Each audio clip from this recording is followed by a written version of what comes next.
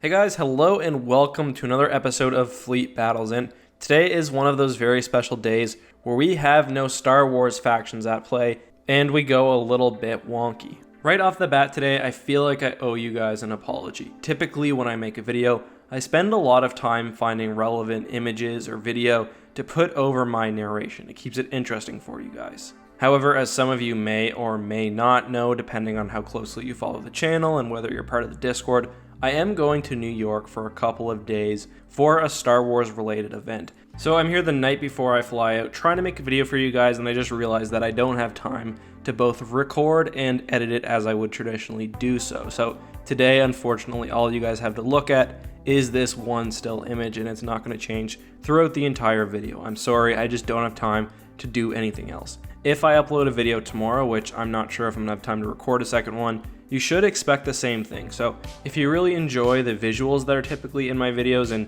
you don't enjoy my narration as much, you might just want to take a break for a couple of days and come back to the channel, I'd say closer to Friday or the weekend. I also may be vlogging the event that I'm going to, but that depends how interesting it is, what kind of equipment I take with me, and really, most importantly, whether I actually have any spare time to do some editing. With all of that out of the way now, let us return to today's matchup, and I think that this one is a fun one because we're revisiting a universe that I introduced probably, I think it must have been a week and a half ago, 2 weeks ago, and that's of course the Mass Effect universe, and putting it against the Halo universe, which is a frequent combatant on these episodes. With all that in mind, before I begin, I would just like to remind you guys that this is all speculative. Comparing two universes that don't necessarily obey the same laws of physics is very difficult, and also, perhaps most importantly, just because one universe wins in the matchup does not mean that it is in any way better than the other universe. With that in mind, let us now set the parameters and the rules for today's matchup. Specifically, we're looking at one of the Alliance's fleet from Mass Effect and putting it against the UNSC Infinity Escort fleet, and that fleet has never actually been given a name. That's just what I'm going to call it for this episode, and I don't think we've really seen it actually appear in any media besides briefly during Halo 4. So these two fleets will have a head-to-head battle somewhere in empty space, and it only ends when one has been completely wiped out. Which one will that be? Well, that's what we're trying to figure out today. We're going to start this video by taking a relatively in-depth look at both one of these forces, and we'll start first with the UNSC Infinity and her Escort fleet. I think that this matchup is actually quite interesting because both universes rely on projectile-based weaponry.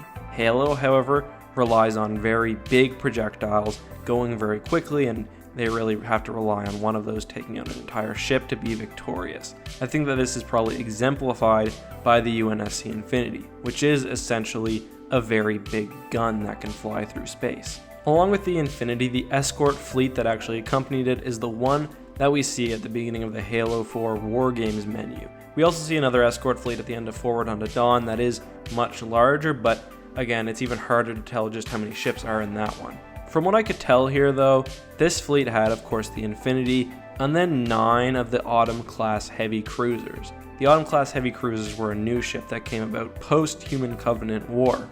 They basically take the improvements that the Pillar of Autumn made over other Halcyon-class carriers, added some Forerunner technology to the mix, and created a new line of starships. These were meant to replace both the Halcyon-class cruisers and the Marathon-class cruisers, which were basically wiped out during the Human Covenant War. So with this fleet you have in total 10 ships, although there is a caveat to that. As I'm sure most of you know, the UNSC Infinity also carried with it into battle 10 Trident-class light frigates. Now, obviously these are much smaller than any of the other UNSC ships during this battle, but it's still worth noting. So let's talk about these ship types generally, and I think quite obviously the most notable ship for this battle is the UNSC Infinity. This thing is not only larger than any other ship on this battlefield on both the Mass Effect and the Halo side, but it packs the most punch, probably by quite a bit. Humans in the Halo universe have long been on the bottom of the totem pole when it comes to space battles. This started to change after the events of Halo 3,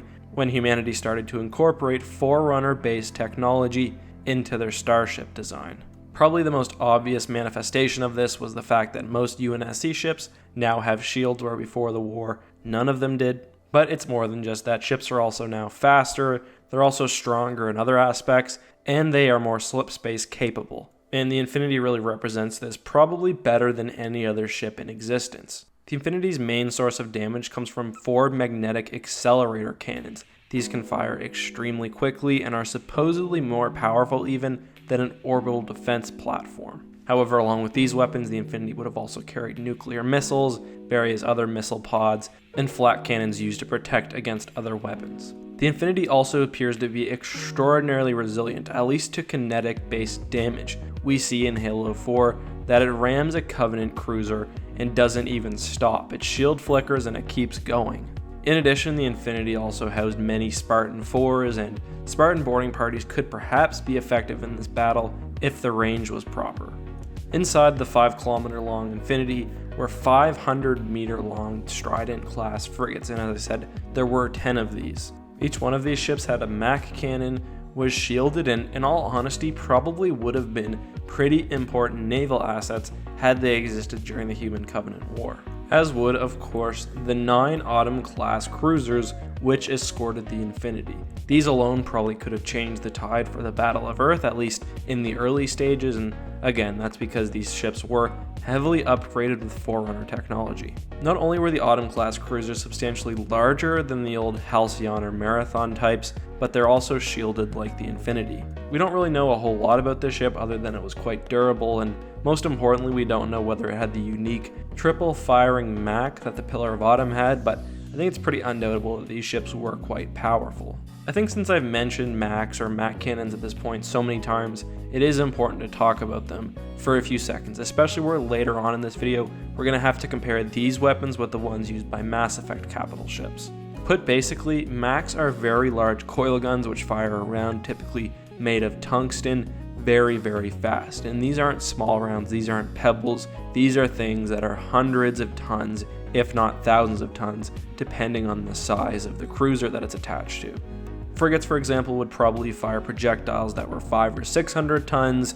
The UNSC Infinity probably fired one that was a couple of thousand pounds. The Autumn was probably somewhere in the middle. Depending on the technology, these rounds would be accelerated to a percentage of the speed of light and would do very serious damage even to well-shielded Covenant ships. And the damage here is in the megaton range, so we're dealing with some quite serious weapons, and I know some of you may doubt that because I misspoke when I said kilotons the other day when talking about the F-22, but megatons is a lot of damage, and these ships routinely put that out with these Mac cannons. In addition, like the Infinity, which I already touched on, all of these ships would have had traditional nuclear missiles, point defense systems, and other anti-ship weaponry, but I think the Macs here are really the star of the show. Knowing all of this, let's now take a look at the Mass Effect side, and we're not taking the entire Alliance Navy, and for those who don't know, the Alliance is what represents humanity in the Mass Effect universe. Rather, we're taking one of its 8 fleets, which would include 1 Alliance Dreadnought, probably 1 carrier, around 20 cruisers, and probably 20 frigates. I'll continue talking about this, but the Mass Effect universe, when it comes to space battles, is really reliant on speed rather than heavy weaponry, and that reflects in both the ship design and the weaponry design. The Mass Effect Alliance Dreadnought is less than a kilometer long. That's not even as large as the Autumn-class cruisers that are the medium-sized vessel on the Halo side. Let's take a second to talk about the Dreadnought, and I'm not going to give a name for it or any specific one, but the typical Mass Effect Dreadnought would have one main gun, and kind of like the UNSC, this was essentially a coil gun. However, it was on a much smaller scale. Instead of having ammunition in the hundreds or thousands of tons, they were typically in the kilogram range. Now this is noticeably much smaller, and the yield for these weapons would be in the kilotons rather than the megatons, so we're off by an order of magnitude when it comes to power level. However, admittedly, these weapons could fire every few seconds rather than a Mac, which takes minutes to recharge. Obviously, some of this lack of or want of power comes from Mass Effect's smaller ship sizes. However, there is also a benefit in this. We see, particularly during the Battle of Earth, that Mass Effect capital ships are very, very fast and very maneuverable. The same cannot be said about ships in the Halo universe. Like I kind of alluded to earlier, they're more hulking weapon platforms. Typically, the entire ship is built around the magnetic accelerator cannon. The Mass Effect Codex also reveals that ship battles happen at quite a distance, typically in the thousands of kilometers. If the battle gets within a few dozen kilometers, it's called a knife fight, and this really isn't ideal, but it does happen. So along with the Dreadnought, which I mentioned, the Alliance would most likely have a carrier, which probably possessed little if any offensive capabilities and was extremely vulnerable to attack. They also would have had 20 frigates, which are essentially anti-starfighter craft. We see, for example, that the Normandy is one of these frigates, but it is quite exceptionally. Typically, they don't have the power to go up against larger ships, though they are very, very fast and highly maneuverable. Often they aren't used in battle and are rather used for scouting or for their sensor capacity. Along with these 20 frigate would be a further 20 cruisers. These are the medium vessels, not nearly as large as a Dreadnought, which is again is a kilometer long, but not nearly as small or as nimble as a frigate. Moving on to the actual battle now, and I haven't really considered starfighters because I don't really think that they will be very important in this battle. Both of these fleets have very heavy anti-starfighter weapons. The UNSC has their point defense systems, while the Alliance has its Guardian defense systems, which are renowned for being quite effective. But yes, the Alliance has the advantage with 20 frigates, 20 cruisers, a corvette, and a Dreadnought, making a total of 42 vessels. The UNSC, on the other hand, has 10 vessels, including the Infinity and its Escort fleet, but it also has those 10 frigates which can be dropped by the Infinity. However, I think to make things more fair, and because I've effectively neutered the Alliance's carrier because I'm not including starfighters or really thinking about them to any extent, I think I will also ignore the frigates carried by the UNSC Infinity. So we have the battle, and I think it's clear that both of these sides kind of have some major issues. The Halo ships and the UNSC ships are severely outsped and outranged by the Alliance ships. However, the Alliance doesn't have a single weapon which punches anywhere near that of a MAC cannon, and that's also ignoring things like the nuclear missiles that many of the UNSC ships would have and their other weapons. I truly think that the Alliance Dreadnought, which is its most powerful ship, is gonna go down with a single shot from the Infinities or really any of the other ships' MAC cannons. These weapons are just much more powerful than anything that it's prepared to encounter. Clearly, Halo has not only a technology advantage, but the larger ships also offer more opportunity for high-powered weaponry. And even if we doubled the Alliance size, I think that they're still pretty badly outgunned.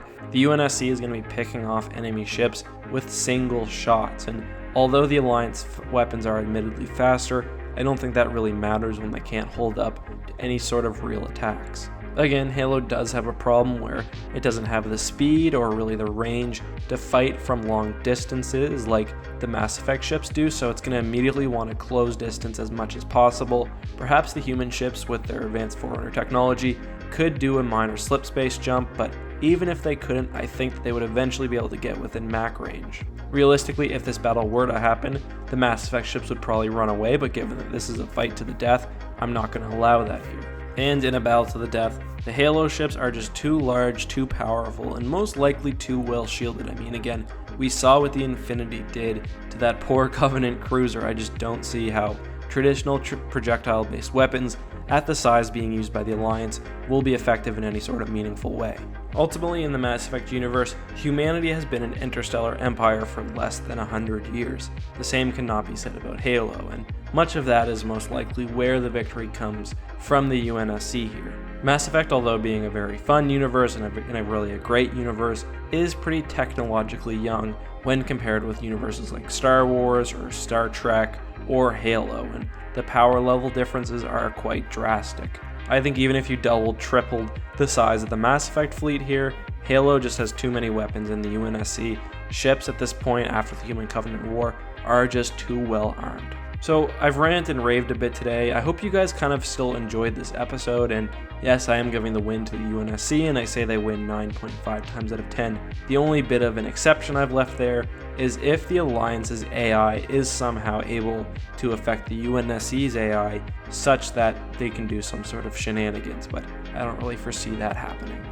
Anyway, as I said, I hope you guys enjoyed this visual-less, kind of more of a podcast style episode. I should be back to my regularly scheduled programming within a couple of days. I get back from my trip on Thursday. It's hard to say whether I'll have time to actually record and edit a video for that day. It seems kind of unlikely, but I think by Friday everything should be back to normal. So I thank you guys for your patience until then. Hopefully you check out some of my other videos in the meantime so the channel doesn't wither away. But regardless, I'll be happy to be back then. I'll be happy to see you guys in the meantime. Also keep an eye open for a vlog, which may come up at some point over the next few days. Anyways, thank you guys for watching so much. I don't know if I'll have time to put a vote, but if I do, it'll be right here in the upper right hand corner. Thank you for watching. As always, may the Force be with you.